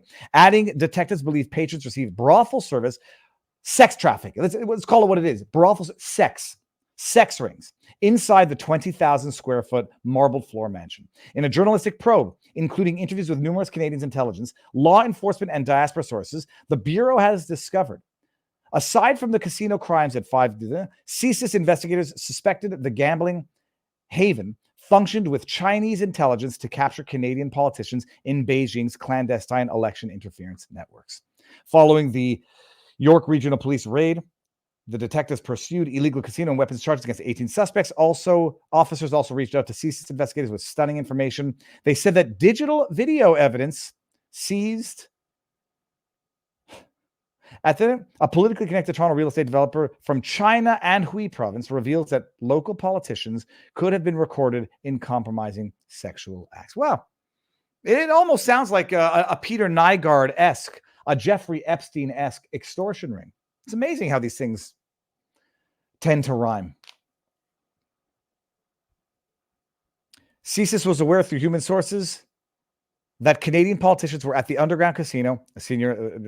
Our major concern was the likelihood that Canadian politicians had been exposed to blackmail by Chinese Communist Party agents. We had reasonable grounds to believe that digital evidence would show this concern. CSIS investigators in Toronto had to write a warrant to obtain the evidence, yada, yada, yada. And that's, I think, where it goes. Here, I'm going to give this to everybody, and you can show some Sam Cooper love there. It's an amazing thing. History doesn't repeat, but it tends to rhyme. A blackmail casino where you go in, partake in illegal activities that are cloaked under the... But for the grace of God, we could have all done stupid things. I remember once upon a time when I loved playing poker, and before it had been legalized at the casinos, at least on the Akwesasne Native Reserves, and then subsequently at the casino, there were these underground casino places where people would go, and it would be in someone's basement, someone's house, and I got an invite and never went. Convinced that would be the night that it would get raided. I didn't really need to play poker that badly. This is freaking outrageous. Peter, again, it's from The Great Awakening, talking about Peter Nygard, but the chapter on Jeffrey Epstein, nothing that I didn't know except the relationship, really, the extent of the relationship between Bill Barr's father, the Dalton University, and Jeffrey Epstein. You get people, and we all knew of like how Epstein then moved his target from politicians to scientists. And you get nerdy scientists to join you on an island where, hey man, you want to look out, beautiful woman, make sexy time. Oh, you just made sexy time with an underage minor, and you're effed for life, and we own you. And you think maybe, they might not have been minor. Maybe it's just prostitution. Maybe it's just married politicians who are going to play poker and having sex with women at a freaking illegal casino with millions in cash, and apparently they had like millions in fine whiskey and alcohol, and they get you there, and your political career is done for unless you do the bidding of the people who now have you in compromised positions. Plus ça change, plus ça reste le même. This is an outrageous revelation, but it's not shocking. There was another part of it being China that the Chinese police stations that we knew that we had in Canada. Dear goodness, almost forgot about that. Chinese police stations in Canada. Everything makes more sense in retrospect. It can only be understood backwards, but must be lived forwards. The U.S. is cracking down on Chinese police stations. There may be more Chinese police stations in Canada. It's an amazing thing, eh? All of this stuff. Chinese police stations in Canada. Mother effer. I'm gonna get myself good and pissed off. I'm not gonna have a stroke, but I'm gonna get good and pissed off. Chinese police stations in Canada. We talked about it, Barnes and I, multiple times. What could be the use of these things? To harass and extort and blackmail Chinese Canadians or Canadians who have family in China. Chinese police stations in Canada. Do you remember now Canada training Chinese soldiers? You remember this?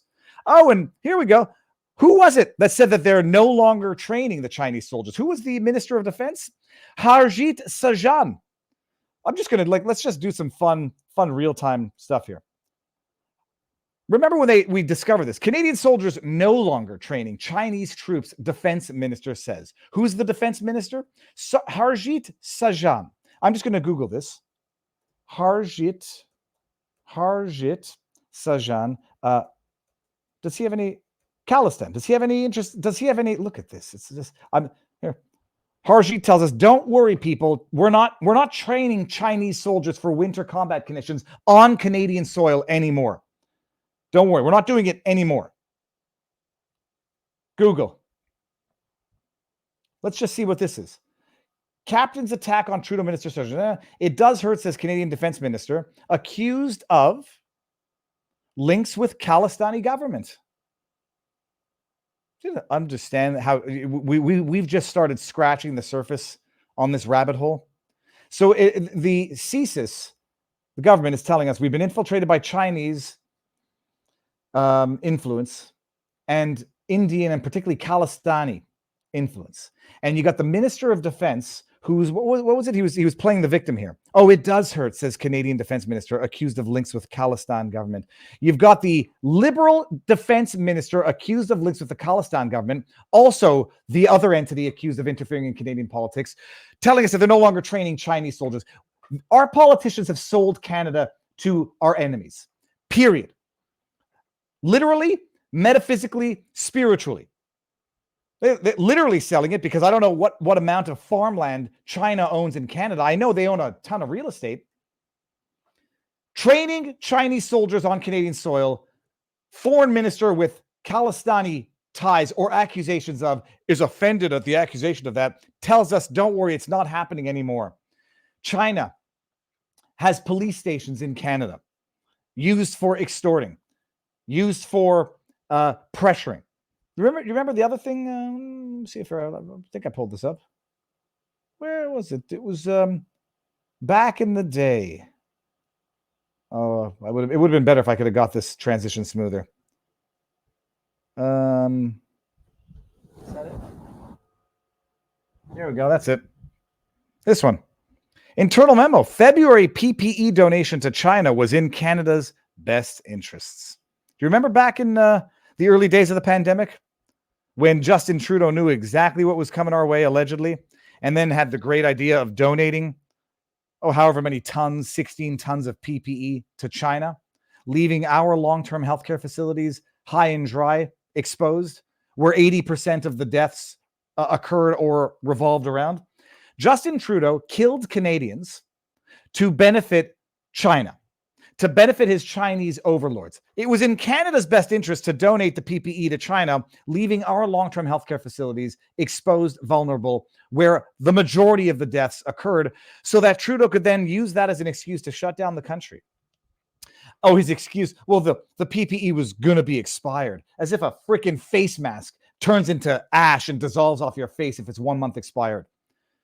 Justin Trudeau has sold out Canada to China and maybe arguably to India. Justin Trudeau has killed Canadians to please his Chinese overlords. And you can call this hyperbolic overstatement of fact. It isn't.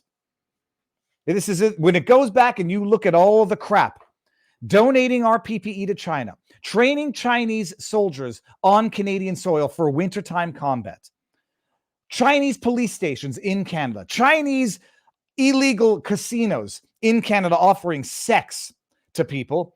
There was one more that involved China. I was going to go look it up and now I forgot what it was. Damn it. Hold on. Let me say them again. You got the Chinese police stations, Chinese training, Chinese PPE. Ah, crap. I forgot what it was. Chinese casinos. Damn it. I forgot what it was. And then, but also how China, Justin Trudeau's basic admiration for the dictatorship of China. This is what's going on in Canada, people. I'm sure it's going to come back to me in a second, but I totally forgot what I wanted to say. Give me 30 seconds to think about it. It was Justin Trudeau, China. Oh, yeah, that's right. I believe there was, if I'm not mistaken, a connection between Winnipeg. Let me see this here. This one also makes a little more sense. Winnipeg COVID lab, China. It's unbelievable. Add it to number 6, people. Infectious disease scientist fired from Winnipeg laboratory. This is from the Globe and Mail. Let me see what this here. Surfaces in China. Oh, just add it to the list. I am not joining your crap, Globe and Mail. Let me see if I can bypass this with a little, this last archive 2 months ago. There you go. Infectious disease scientist fired from Winnipeg laboratory surfaces in China.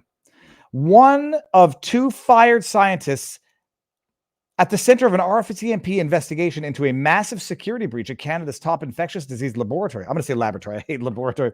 In Winnipeg, is working in China and collaborating with researchers from the People's Liberation Army. The Globe and Mail has learned that Xiangkuo Qi has been conducting research with Chinese military scientists and other virology researchers, including the Wuhan Institute of Virology, on antibodies for coronavirus and the deadly Ebola and Nipah viruses. The Globe was unable to find any information on her biologist husband, Keding Cheng, who is believed to be with her in China. The two infectious disease scientists were escorted out of the National Microbiology Laboratory in July 2019 and later had their security clearances revoked. They were fired in January 2021.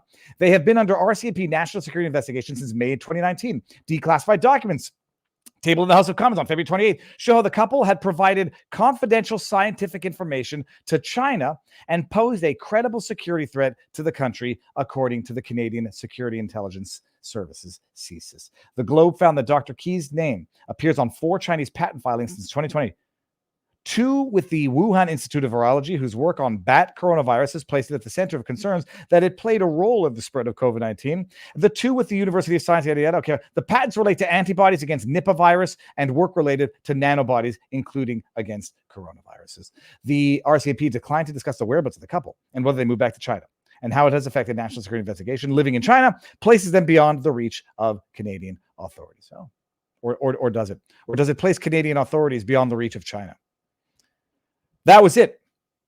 That is the breakdown. That is the rabbit hole of how our politicians have sold Canada to foreign adverse interests, have killed Canadians to please their overlords, and have allowed a wholesale infiltration of what was once a free and democratic society of Canada. But they won't name names. National security people. Oh, Chet Chisholm's in the house. Hold on one second. Chet has become one of my trusted Canadians. He was on the channel a while back. Breaking Hunter found guilty on all 3 charges. Andy Pearson.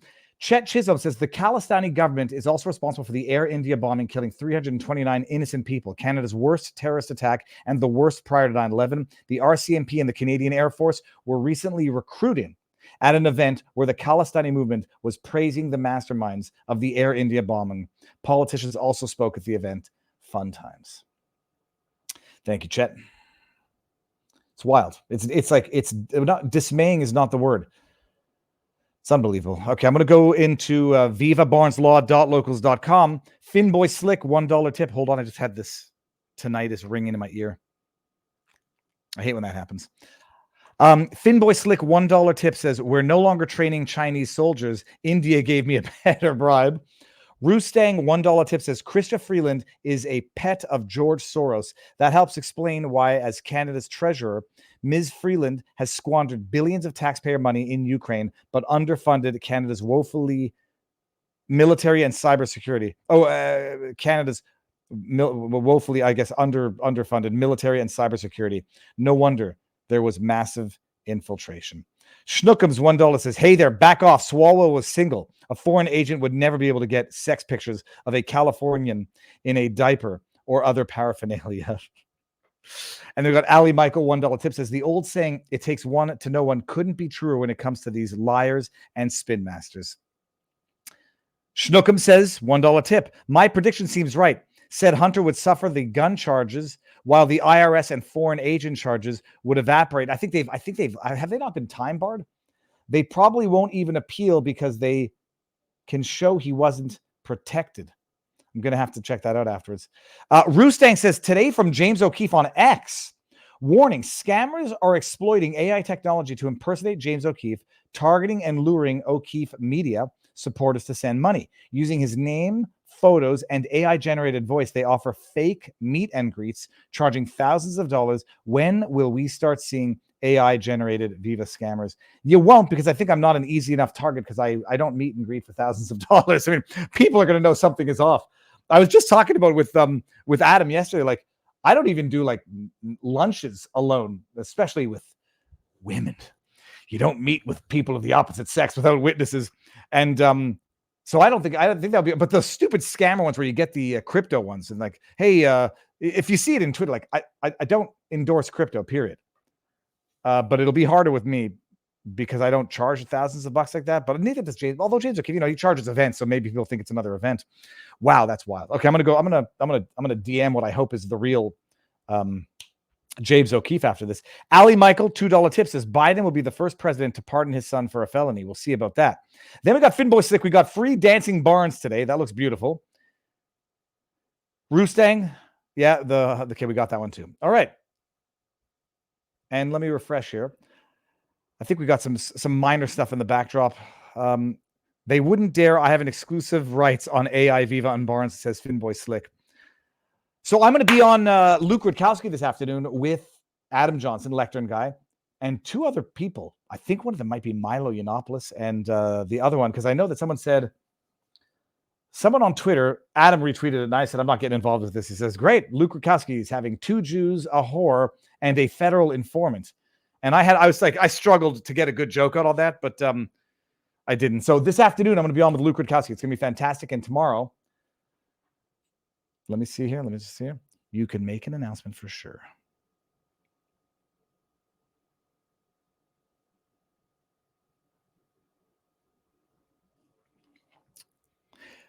I'm having Russell Brand on tomorrow.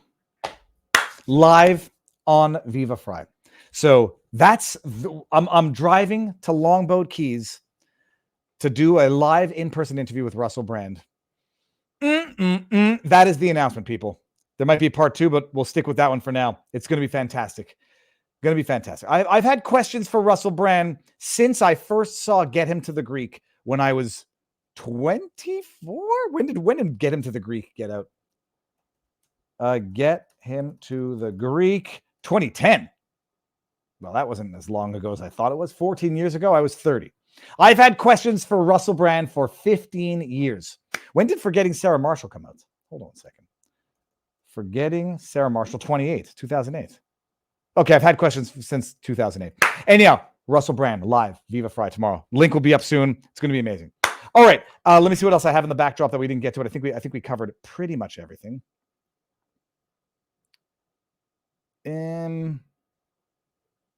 We're going to end on this, and then I'm going to save a few things for our Viva Barnes Law.locals.com exclusive after party. If you are inclined to come, Viva, would you mind discussing Louisiana's SB 133? Well, I would mind now because I don't know what it is, but I'll look it up and see if I can add anything of insight. Link to Locals with the typo and all. Come over to Locals. King of Biltong says, congratulations. It's going to be fantastic. It's going to be fantastic. Okay, so stay tuned for that. When will Russell apologize to Nigel Farage for smearing him as a racist? I don't know. I'm not also going there to get into gossip. I'm not getting into everyone's online fights.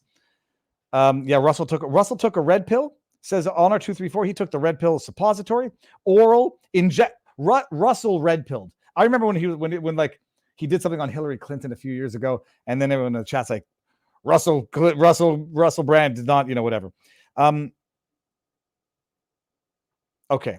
Anyways, now that's it. That's what's happening tomorrow. Now we're going to end with this video because it's hilarious, and I mean, speaking of, there's people who will sit down for an interview, and then there's people who will never sit down for an interview. Luke Weasley. Oh, I'm sorry. I meant Luke Beasley. Oh my goodness. I just made that up. Luke Weasley. How about Weasley Beasley? Yes, I am. Is Adam back? Okay, so get out. I'll fix it. I'll do it. Okay, kid wants to go fishing, and Adam Johnson doesn't know that we might be going fishing. Although I think it's still pouring rain, so we'll see. Luke Weasley Beasley thinks he's pulling a Steven Crowder. Luke Beasley is your stupid Crowder. He's your stupid, untalented, ignorant Steven Crowder. Look at his attempt. Here, oh, hold on. I got to read you his persuasive quote. I went to a Trump rally and left this Trump supporter stunned when I debunked his lies. With that level of persuasion, appreciate the stupidity that you hear right now. What evidence do you have to bolster the idea that this isn't just a fair prosecution based on violations of the law? They have no evidence to support it. The indictments lay out. Trying to impeach him so many times, and he doesn't get impeached. Well, he got impeached, but this isn't impeachment. This is prosecution. What? This is unrelated to impeachment. By the way, I'd like to see the unedited version because there's hard edits right here. This isn't impeachment. This is Listen, prosecution. listen audio. Listen to What? the audio. This is unrelated to impeachment. This is a prosecution. What? The prosecution. It's because they don't want him to win. They know he's going to win again. But in, for example, the classified documents indictment, it lays out violations of the law as being alleged in the indictment. I listen to this 3 times. Violations of the law. In, for example, the classified documents indictment, it lays out violations of the law as being alleged in the indictment. In the indictment, it lays out violations of the law as alleged in the indictment. Other than being tautological, it's tautologically insufferably stupid. First of all, indictments don't lay out the law, they lay out allegations. Indictments are not evidence, they are allegations that need to be proven beyond a reasonable doubt in trial. Indictments, for anybody who doesn't know, could indict a ham sandwich, especially if it's a Republican ham sandwich. The indictment lays out the charges as alleged in the indictment. But in, for example, the classified documents indictment, it lays out violations of the law as being alleged in the indictment. Indictments don't allege law, they allege fact. A. B, that's circular and idiotic. It's actually not circular, it's spiral into the depths of stupidity. Let's let them go. And so you're saying those don't exist, or they don't actually violate the law, or what's going on there? Or they haven't been proven yet, or they were motivated by a corrupt Jack Smith who was unlawfully appointed in the first place, who has been accused of concealing or altering evidence, who is getting reprimanded by the only judge who seems to be worth her weight in salt, or, just things like that, or that it was actually a manufactured crisis because Trump and his team were in discussions with NARA about these very documents, and he has every lawful right under the sun to be in possession of these documents because they're personal presidential right, or just things like that. But it was alleged in the indictment, so it is proven. I don't think they exist. So like the audio tape of Trump saying that he has a classified document and I could have declassified it, but I can't anymore because I'm no longer president. That Biden's son's been doing with Ukraine. Well, there hasn't been evidence to prove that something illegal went on in between Joe Biden and Hunter Biden. Because that's Biden. But Hunter Biden did something illegal with the gun. He's being prosecuted for it. Okay. But where was anybody stunned or speechless? Stunned. I mean, he might be stunned by your abject stupidity. Anyways, I have extended a very public invitation to Luke Beasley, to come on my channel and to have me on his if he's going. I would love to do it. He might leave a little bit more informed, but the problem is he's young, he's dumb, he's ignorant, he's corrupt, and I believe he is bought and paid for. I don't have that concrete evidence. I believe other people have told that he's a paid operative. I'd like to know, but that's my suspicion, and I think I'm right.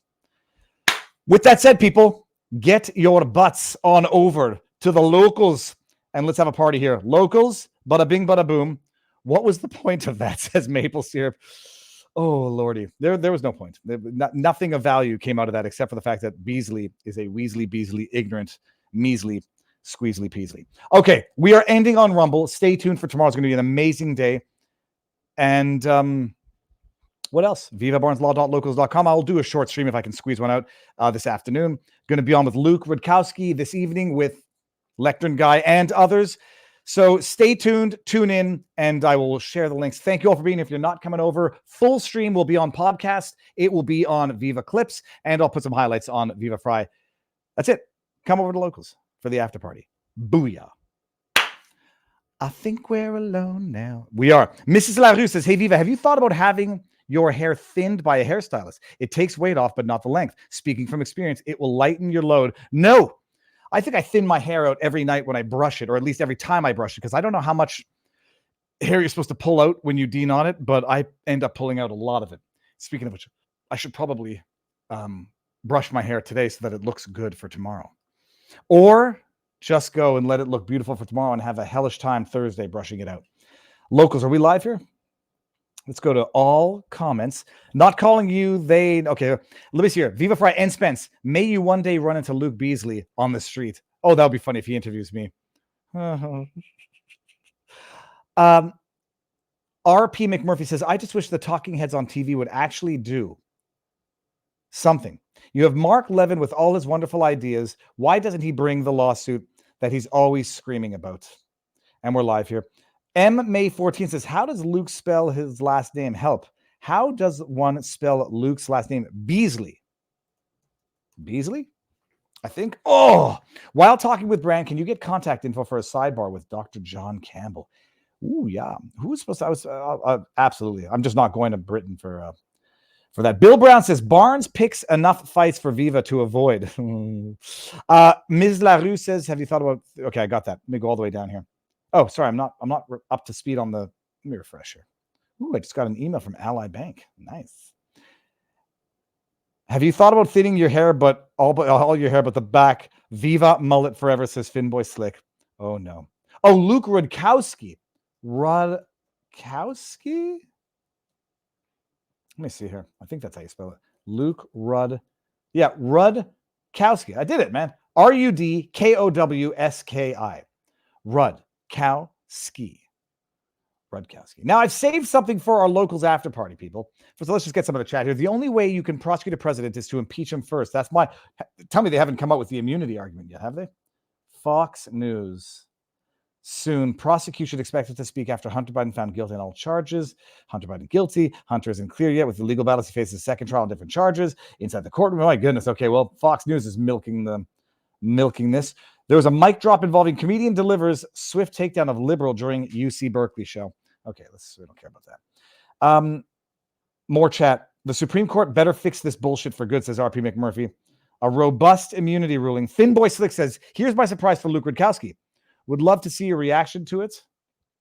Let me see here. Let me send this to myself by email. Oh my gosh. Well, hold on. We're gonna watch this. No, let me see here. We'll watch that afterwards.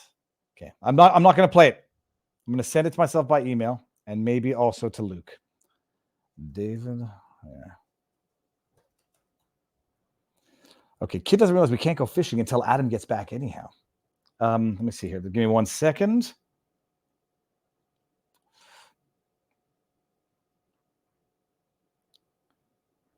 You almost back? Question mark. You want to go fishing with the kid? Question mark. Okay, let's see what happens there.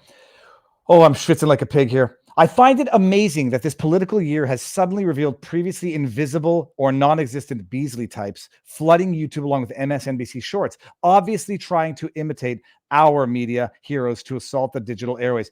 Schnookums, you're 1,000% right. I never even thought of that. You got Beasley. You got Sisson. You got, well, I mean, it's the TikTok phenomenon. I actually called it, do you remember back in the day? I think it was Jenna Eliana. Let me see if she's still up here on Twitter. And I think it was Jenna Iliana. How do I spell it? Jenna Iliana. And it was van life. I'm camper. Jenna Eliana. Does everybody remember Jenna?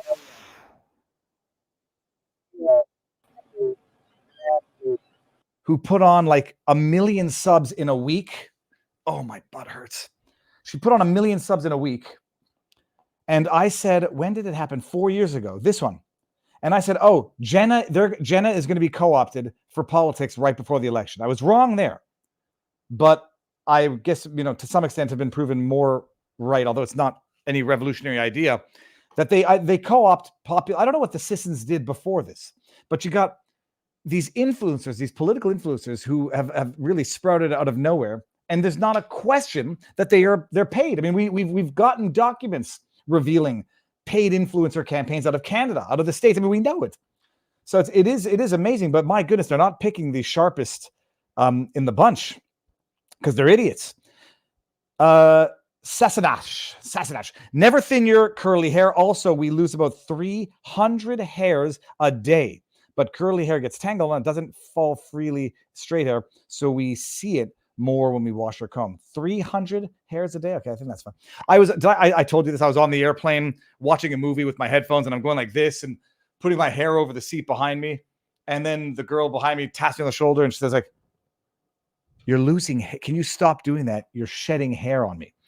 Just see if I do one good pull. Ah, there's one right there. Do we see it? Yes. You can only see it as it interferes with time and space. Oh, I lost 2 there. Count it. 298 to go. So that's good to know. That's so I'm not losing more than that, I think. All right, down to the bottom. White House paid influencers are plenty, 1,000%. The White House just had a conference or meeting with all of the TikTokers. RP McMurphy says, "Yep." Okay, my son would like a pic of that necklace. I'm in the doghouse, not for sending it. Bill, don't worry about it, but for not showing him before. I'll send you a pic when I get it, Bill. Bill is sending me one of Templeton's tusks because they had to cut it off. So we're gonna do that. All right, now we got some stuff that we're good before we get into the supporters only. Bada bing, bada boom. Here, Simon Ateba. So this is where, like, I tell you, I'm not. When I make a mistake, I apologize. Simon Ateba posts. He's a journalist, posts some videos, and sometimes without context, and then I impute my own context to them. And he posted a pic of Obama and Michelle. I was going to say Michael, but that shaking Trump's hand as they were transitioning power. And I said, so he posted it, and there was no judgment. There was no negative judgment of Obama in it, which I took to mean praise. And then I said, yeah, this video was taken at the exact same time Obama was spying on the Trump campaign and, spying on his political rival and desecrating the peaceful transfer of power, period, new paragraph, moron. Then I realized it was, I jumped to conclusions and I felt bad. I deleted my tweet and I DM'd Simon privately. And I said, I'm sorry for calling you a moron. I misread the tweet and I reacted intempestively. I don't know if that's the word, hastily. Wrongly, and I apologize. And then he messaged me, says, no need to apologize. Thank you. That's it. When I make a mistake, I do it. And now Simon and I have become connected, and I hope to have him on the channel one day. And he posts some good stuff. Look at this. Listen to this tweet. This clip of Joe Biden. Oh, for goodness sake, I forgot to play. Well, we're going to have 2 exclusives here. One of the things has been a legend in my family. A legend. My middle name is Robinet. And allegedly, I've been told by my grandfather that this was established. I've not found it yet. Maybe someone could help me. That I'm a son of the American Revolution because Robinette came over with Lafayette and never went home. He stayed in the United States. So that makes me a son of the American Revolution. And but I haven't been able to establish that yet. So maybe one of your genealogists can figure it out for me. One of the things has been a legend in my family. Did he just say? I mean, it's dysfunctional insanity. Maybe one of you genealogists can go, yeah, I made the joke. Yeah, we're going to find out that you're Elizabeth Warren's half-native brother. But that wasn't the one that we needed to see. Listen to this, guys. This is flipping wild. I don't know how many times I've watched this. Everything about this is like, oh, you think you're looking at Joe Biden? Oh, no, you're not. Oh, you think you're looking at Kamala Harris? Oh, no, you're not. Oh, you think you're looking at her husband? Oh, no. Oh, you think you're looking at, I don't know who this person is who appears to be a man in a dress. And I don't know if there's a ceremonial reason for this. Every element of this video is a standalone. You could have a full 12 minutes, just zoom ins. But look at this. But there is no sunshine. Come on, I gotta tell you. Nothing but clouds in this dark. Look at Joe Biden. Do you remember when Hillary Clinton saw the balloons dropping and she's like, This is a black folk party on the grass. Come on, let me see your party on this is absolute insanity. Wait, is this the regular music? Look at Kamala. Oh my, never has there been a cringier human on this earth. Joe Biden hasn't blinked and hasn't moved yet. Here, look. Okay, I don't know what's going on. He still hasn't moved.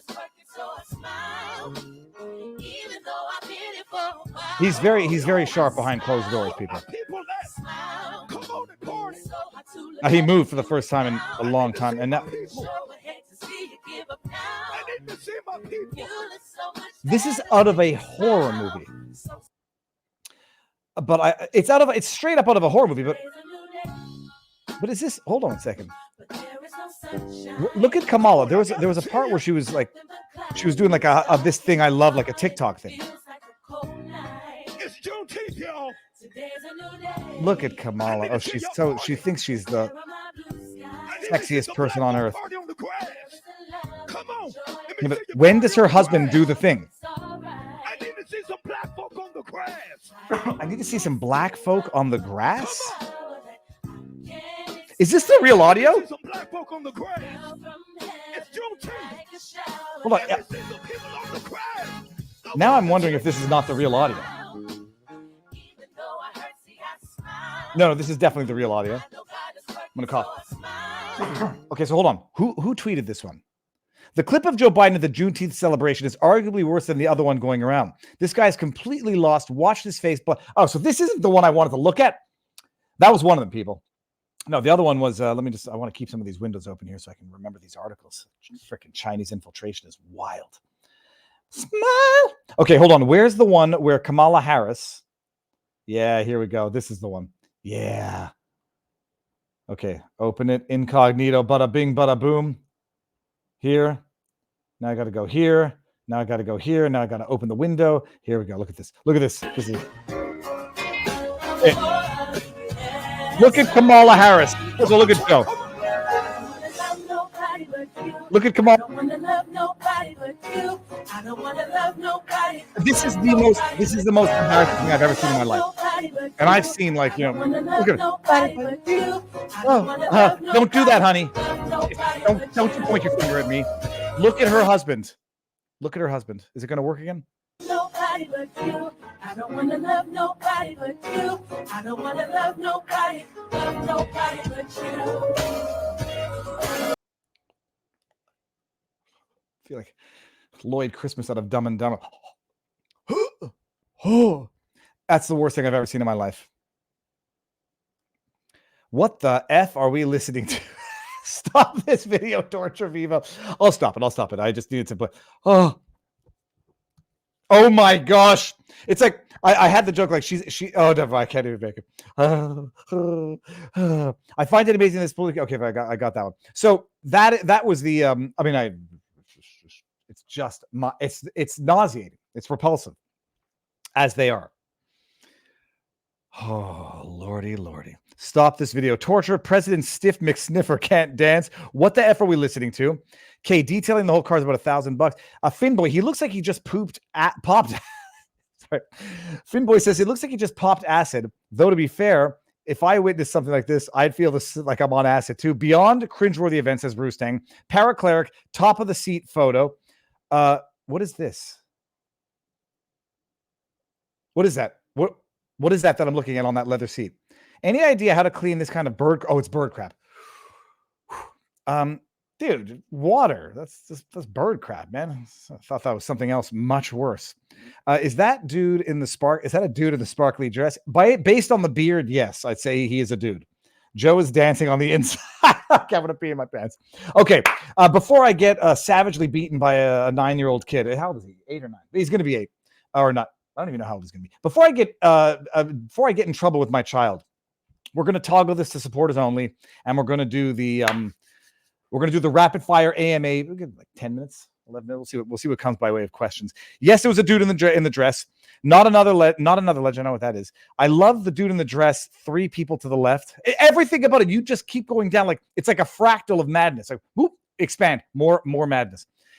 King is officially fed. Look at Tubby. Holy sweet crab apples. That is a big effing pig. Or a hog. Simon is great. Been following him for a year or so, says RP McMurphy. As a general rule, people who actively use TikTok should have to pass at least a civics test to vote. And Spence, 2 tusks. He's correct. Okay. Hey, at least you've stopped nauseating us with Trudeau clips, says Schnookums. Holy crab apples. WD-40, I guess that's for removing the bird shit. LOLs. All right. Me neither can do a test strip. They get a lot on the inside. So let us, now that we are in, we're in supporter mode in 5, 4, 3, 2, 1. Bada bing. Let's do rapid fire AMA, people. Paracleric Suite Project Cars. Okay, YouTube. Okay, fine. Hold on a second. We don't have any questions here. Get some. Okay. Paracleric. Is this what you mean with the Beasley types? Not the sharpest fry in the elevator. What is that? Conversation opener with Russell Brand. Do you use argan oil on your hair too? That's going to be funny. Finboy Slick says, I'd be remiss if I didn't nag you to watch the Luke video, at least lead us off Viva Fry. But that's just because I'm very proud of my work. I'll play it now. I'll play it before we end the show. But oh God, I got to stand up and stretch my leg out. Oh, I'm going to open up a question session in locals for questions for Brand. But I've got first of all, I'm going to refresh my memory on his childhood and upbringing, but I remember it. His life working for the devil and his transformation, intellectual and spiritual. It's going to be amazing. You told Ethan you were almost done an hour ago. Also, I knew in my heart that it was an unintentional fib. And Spence, children have no concept of time. So I'm almost done. That was 45 minutes ago. So we're going to see here. It's a mashup of Not the Sharpest Knife in the Drawer. Oh, Not the Sharpest Fry in the Elevator. I'm an idiot. I get it now. I just got distracted by the fries. A mixing of metaphors, so to speak. Fish bite in the rain too, Schnookums. Yes, but lightning strikes and kills people in the rain. But we went yesterday, and I'm convinced that the overcast is what made the fishing amazing versus crappy. Or not crappy, but we didn't get garfish only yesterday. We caught real fish. Peacock. The peacock bass was freaking delicious, by the way. Like, objectively delicious. And I believe overcast is better for fishing because my theory is that the fish no longer fear getting snatched up by bald eagles and the like. So we're going to have to do that. Viva Fry, you definitely want to watch Brand's Mika Brzezinski interview on Morning Joe from a year ago for content. Okay, we'll do. I'm going to have time in the car. So I was going to not re-listen to Recovery. I was going to read or listen to the other book, but I will definitely watch that as well. And just try not to have it be a cliched interview where I ask all the same questions that other people have asked. It's fish bite in the rain. Aren't they afraid they will get wet? They might very well drown, sir. See, I'm going to wait until the kid gets in here. We got eggs. Look at the size of those flipping eggs and the multicolored shells. Wonder what that means, Bill. Like, why are some white, orange, pink, and dark pink? Does that mean like one of them is eating more bugs that make the shell a different color? That was a great interview. Brand called Mika rude. Okay, I'm gonna watch that for sure. I don't want to love nobody but you. I don't want to love nobody but you. We need some black folk on the grass. It's like people don't take the 1 second it would require to hear what you're about to say before you say it. E.O. Delicious. Have you read the wording of 18 USC 28 for treason? It's not limited to war, says E.O. Delicious. Interesting. There's a very important or which shows it is not limited to war. Finboy Slick says it was almost a decade ago. He was on Alex Jones for a little while afterwards, probably the start of his awakening. I'll see if I can find that. R.P. McMurphy says, I thought it was the color of the bird had something to do with the color of the egg. No, Bill Brown says you are correct, David. Excellent. Which is what I was actually blown away by the color of the flesh on the peacock bass. It was sort of pinkish and not that disgusting white, gray, green, palish nastiness that you get from a typical lake bass. But it was delicious. I want the video of you scrambling from the gator. I'm trying to put it together, but I think I need to like narrate or add clips to make clear what's going on. Because the kid was, I'm never giving up. So I have a freaking GoPro. Why wasn't this on my head when the gator's like, oh, coming up? And then I also don't want to play too fast and loose with gators. But Schnookums, don't worry, something's coming. Mrs. Adru says, maybe you could get away with the Dumb and Dumber has to go instead of Jojo has to go in my neighborhood. A few years ago, my Karen neighbor ranted and posted a pic of the Trump flag. No one has made me take it down. Instead, I got notes in my mailbox of support. Would not have known about the next door rants otherwise. Ditched them years ago. That's funny. There's more of us than them. That's what Alex Jones is talking about in his book. It's one of the theories. 76% of the people don't trust the media, politicians, government, doctors, scientists. That's more of us than them. Lake sturgeon. Okay, hold on a second. What's this here? Viva, those sturgeons get upwards of 180 pounds, 82 inches in Wisconsin, spearfishing in winter. Are you allowed hunting the sturgeon, Paracleric? Because they're protected up in not Whistler, Fraser, the Fraser River, where I went sturgeon fishing. I caught like a 6-foot one. That was a long time ago. It was beautiful. Bucket list item. Another dancing barns. Bill Brown, we have Easter eggers that will lay all different colored eggs.